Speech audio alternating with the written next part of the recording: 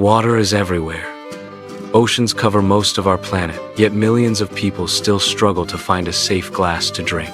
It sounds like a paradox, but it is one of the defining challenges of this century. Plenty of water on Earth, not enough drinkable water where people live. Here's the big question. If seawater is endless, why can't we just drink it? Because biology does not negotiate. Your cells survive by keeping a careful balance of salt and water. When you drink fresh water, water moves into your cells and hydrates you. But seawater contains so much dissolved salt that the balance flips. Instead of moving into your cells, water is pulled out of them through osmosis. Your body then tries to remove the excess salt through urine, but that process consumes even more fresh water. So, drinking seawater pushes you toward dehydration, not away from it. Now, add another reality. In many regions, we use fresh water faster than nature can replace it. Agriculture can consume most of a region's supply. Cities grow. Heat increases evaporation. Droughts last longer. Demand rises while reliable sources shrink. That is why water security is now a national strategy, not just a utility problem.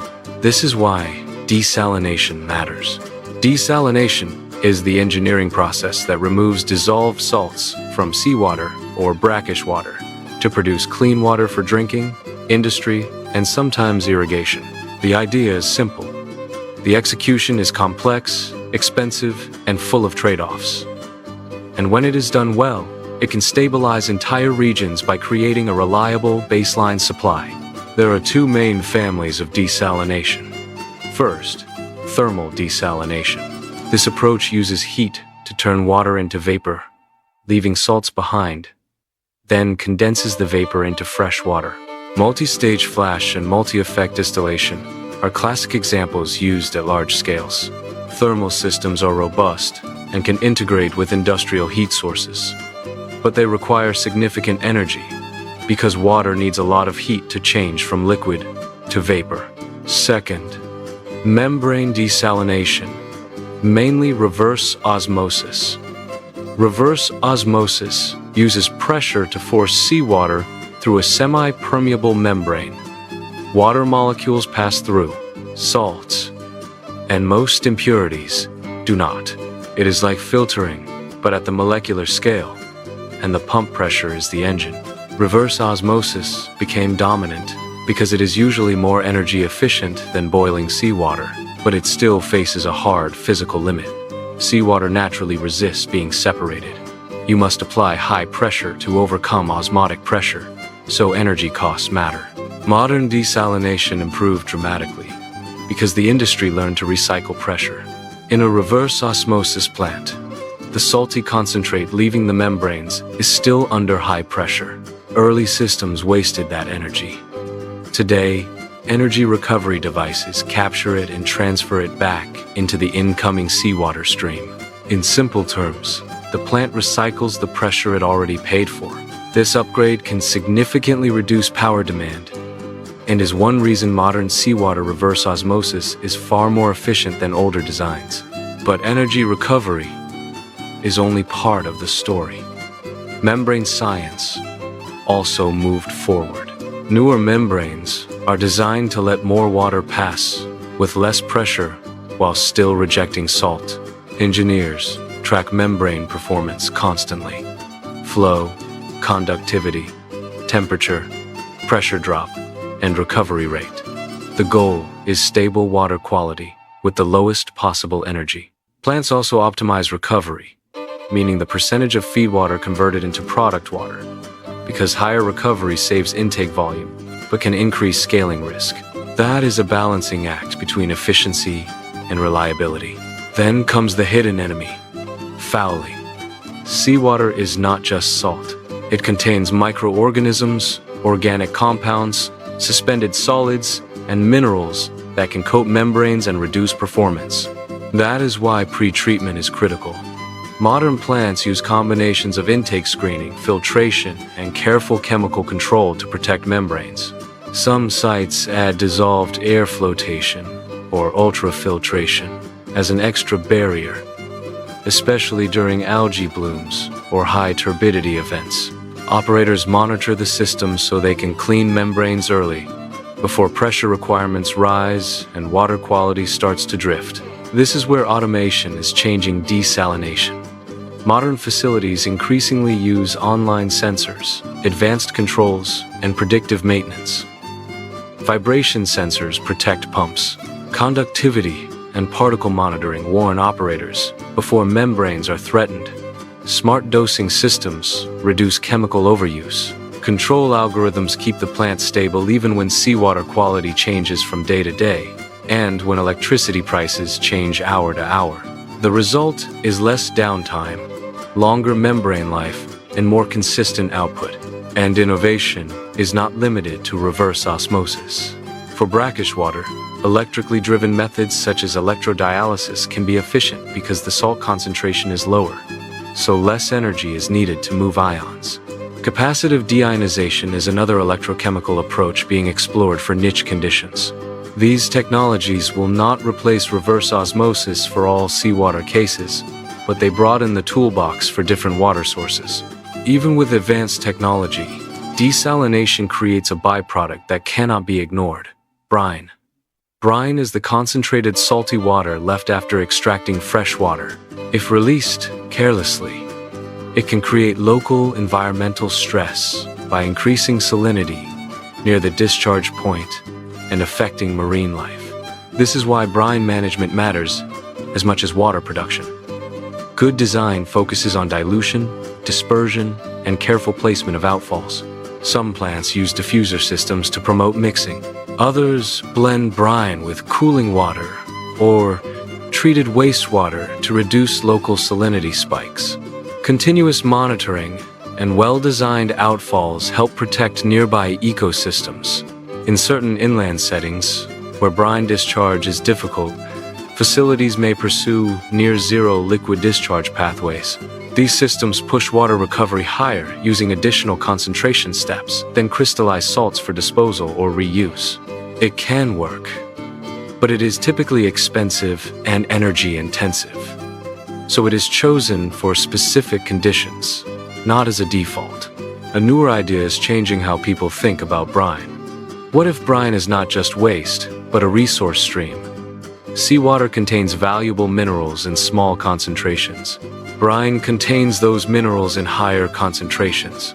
Researchers in some industries explore recovering magnesium compounds, industrial salts, and in certain cases trace elements such as lithium from suitable brines. This will not turn every desalination plant into a battery factory, but it can change the economics in special locations where the chemistry, scale, and local demand make recovery practical. It also encourages circular design, where waste streams are measured, managed, and sometimes turned into useful products. Now zoom out. Desalination is evolving beyond one single method. Hybrid systems combine technologies to fit local conditions. In some places, waste heat can support processes such as membrane distillation, where heat drives vapor transport across a special membrane. In other cases, solar heat can support thermal stages, while reverse osmosis provides efficient base production. Some emerging concepts use concentrated solar energy to heat seawater in enclosed structures so vapor condenses as fresh water, reducing reliance on grid electricity and lowering overall emissions. There is also a bigger opportunity hidden in the chemistry. If desalination expands, we will process enormous volumes of seawater. That means enormous volumes of concentrate. With careful engineering, some locations could recover useful salts and chemicals, reduce environmental impact, and potentially support adjacent industries.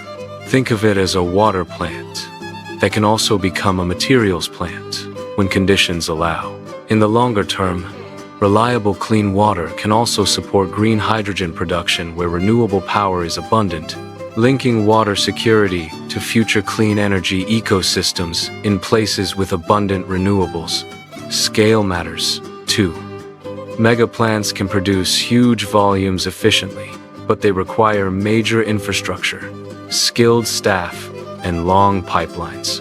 At the same time, smaller modular desalination units are growing in importance for islands, remote coastal towns, disaster response, and industrial sites. Containerized systems can be deployed faster, expanded in phases, and integrated with local solar or wind power. For communities that cannot build a giant plant, modular design can be a real step forward.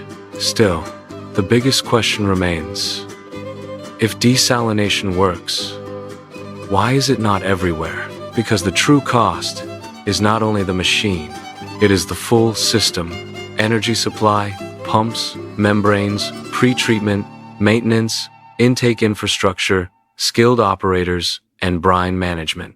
Desalination is not a gadget. It is a long-term infrastructure commitment. And in many regions, freshwater conservation, leak reduction, and wastewater reuse can deliver faster and cheaper benefits before desalination is even needed. Yet, the trend is clear. Renewables are changing the economics. As solar and wind become cheaper, desalination can increasingly run on low-carbon electricity. Pairing desalination with energy storage and smart operation schedules can reduce costs and stabilize output. In regions with strong sun and limited freshwater, the combination of renewables and reverse osmosis is becoming more attractive every year. The direction is clear. Cleaner power makes cleaner water. Desalination is only one piece of a modern water strategy. The most resilient systems combine multiple sources: desalination, groundwater protection, wastewater treatment and reuse, leak reduction, demand management, and smarter agriculture. It is a portfolio approach, because water security is too important to bet on only one source. In many places, the cheapest water is the water you never waste. Here is the real takeaway. Humanity is learning to manufacture fresh water from oceans, from brackish aquifers, from wastewater that gets cleaned and reused, from heat, pressure, membranes, and sunlight. This is not science fiction. It is engineering at scale. The next decade will be defined by improvements in 4 areas: higher performance membranes, better energy recovery, better brine management, and better integration with renewable energy and automation. If those improvements spread, desalination can become cleaner, cheaper, and more accessible. Because in the end, water is not optional. Civilization is built on it. If you want more science stories that explain how technology is reshaping our future, subscribe. And in the comments, answer this: should countries invest more in desalination, or focus first on saving and reusing the fresh water they already have?